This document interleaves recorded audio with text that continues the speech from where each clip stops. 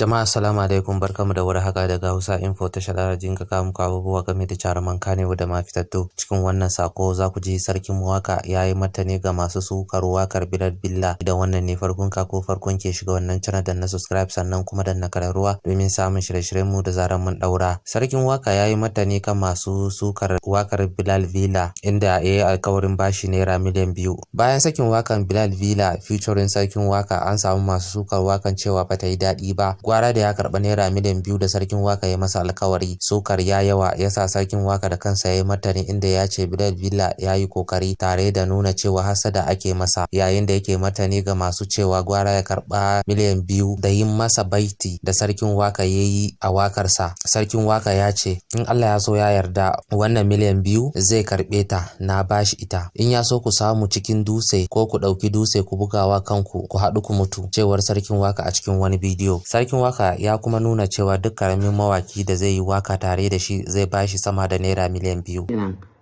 Na biyu, ina so in gaya wa ku masu cewa da miliyan 2 sai ya karba da kaza, to insha Allah miliyan 2 ma zai karbe ta, zan bashi, yazo zan bashi ta.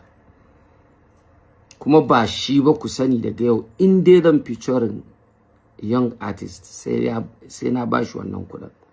Daga miliyan 2 nan abin da ya sama ya danganta da yanayin da ake ciki na kima kuɗin, kuma in Allah ya hore muna yadda muke ma balle kuma muna sa ran mu ci gaba.